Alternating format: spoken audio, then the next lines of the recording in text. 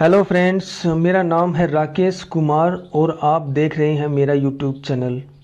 तो चलिए स्टार्ट करते हैं आज की एक्टिविटी। मुझे यह भी नहीं पता था कि चिंता क्या होती है। I didn't even know what was anxiety. मुझे यह भी नहीं पता था कि चिंता क्या होती है। तो देखिए फ्रेंड्स, हमें पता है कि डू, डज और डिड के बाद हमेशा मुख्य वर्ब की फर्स्ट फॉर्म आती है। तो यहाँ पर देखिए जो नो का जो यूज हुआ है, ये मुख्य वर्ब की फर्स्ट फॉर्म है जो डिडेंट के पहले आ रही है। हमें पता है कि जो एडवर्ब होता है वो मुख्य हेल्पिंग वर्ब और मुख्य वर्ब के बीच में आता है। तो यहाँ पर इवन एडवर्ब का काम कर रहा है, जो हेल्पिंग वर्ब डिडेंट और मुख्य वर्ब नो के बीच में आ रहा है, जिसका अर्थ है भी। I didn't even know what was anxiety. मुझे यह भी नहीं पता कि चिंता क्या होती है। मुझे यह भी नहीं पता था कि चिंता क्या होती है। देखिए फ्रेंड्स, हम डेली लाइफ में कॉमनली इस वर्ड्स को यूज करते हैं। I didn't know, I didn't even know, I didn't even know. मुझे यह भी नहीं पता था कि शी इज़ कमिंग और नॉट, कि वह आ रही है या नहीं आ रही। बहुत समय से हमें इसका पता नहीं था। We didn't know it since a very long time. बहुत समय से हमें इसका पता नहीं था। देखिए फ्रेंड्स, हमने कुछ देर पहले ही बात की है कि डू, डज और डिड के बाद हमेशा मुख्य वर्ब की फर्स्ट फॉर्म आती है। तो यहाँ पर देखिए डिडेंट के बाद नो आ रहा है, जो मुख्य वर्ब की फर्स्ट फॉर्म है। और यहाँ पर जो साइंस का अर्थ है वो से है। We didn't know it since a very long time.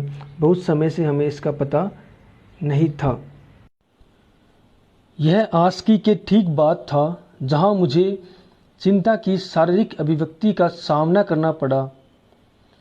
It just after आस्की where I had these physical manifestation of anxiety. यह आस्की के ठीक बाद था जहां मुझे चिंता की शारीरिक अभिव्यक्ति का सामना करना पड़ा। तो देखिए friend, it just after my marriage I didn't get succeed. ऐसे सेंटेंस हम काफ़ी यूज करते हैं। Just after you, I am coming just after you, where I had these physical manifestation of anxiety. Physical manifestation का मतलब होता है कि जो शारीरिक अभिव्यक्ति होती है, जो शरीर के अंदर जो लक्षण है वो दिखाई देने लग जाते हैं। जैसे हमें कोई चिंता है तो हमारे चेहरे पर वो दिखने लग जाएगा। इन सबको फिजिकल मैनिफेस्टेशन कहते हैं। थकावट वगैरह।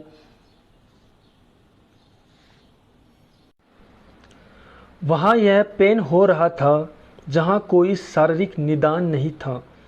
There was this pen happening where there was no physiological diagnosis. देखिए फ्रेंड्स, देयर के बाद हमेशा जो वे हेल्पिंग वर्ब आएगा, वो उस हेल्पिंग वर्ब के बाद जो नाउन या प्रनाउन होगा उसके अनुसार आएगा।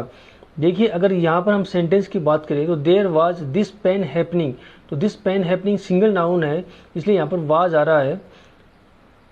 तो इसको याद रखिएगा। फिजियोलॉजिकल डायग्नोसिस का मतलब होता है कि जैसे सीटी स्कैन, एक्सरे, एमआरआई,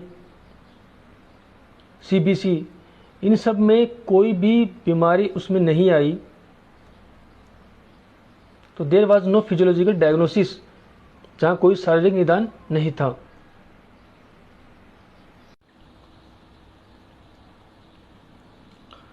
हमने बहुत सारे टेस्ट करवाए, लेकिन डॉक्टर की रिपोर्ट में मेरे साथ कुछ भी गलत नहीं था।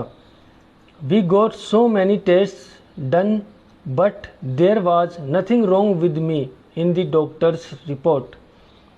हमने बहुत सारे टेस्ट करवाए, लेकिन डॉक्टर की रिपोर्ट में मेरे साथ कुछ भी गलत नहीं था।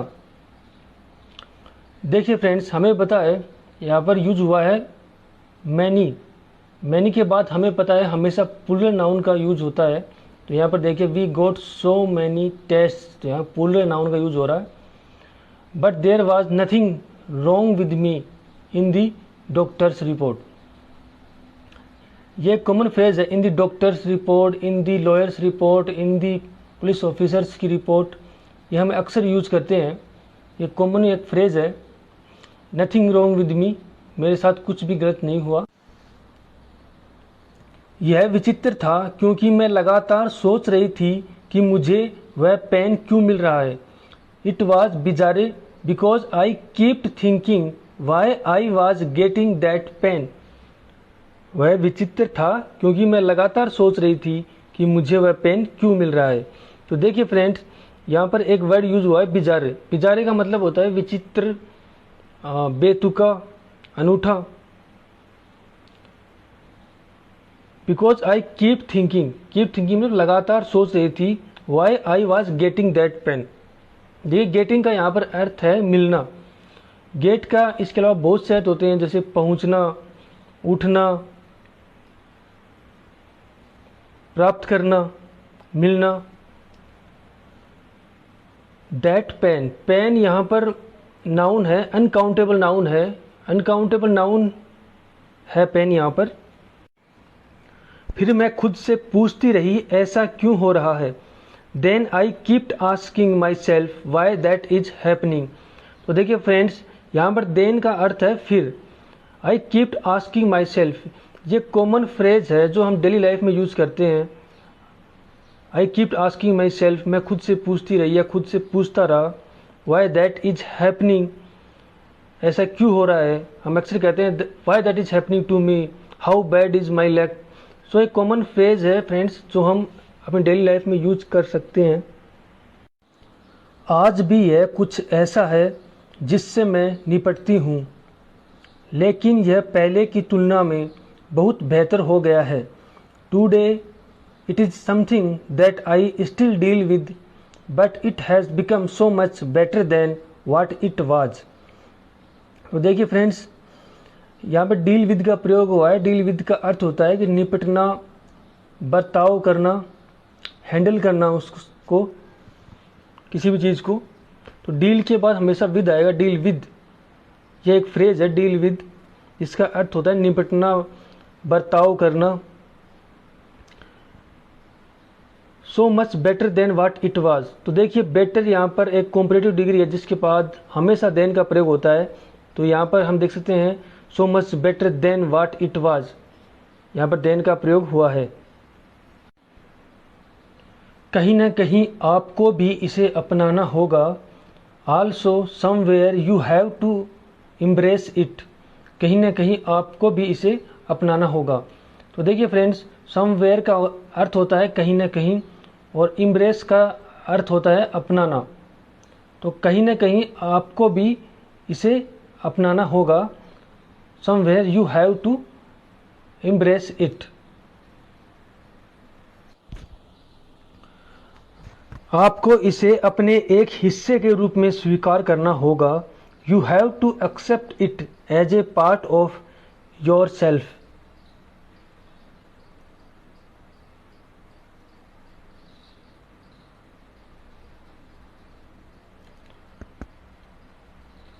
और इसे बहुत प्यार से देखना होगा। And approach it with a lot of love. इससे बहुत फर्क पड़ा। That made a big difference. इससे बहुत फर्क पड़ा। That made a big difference.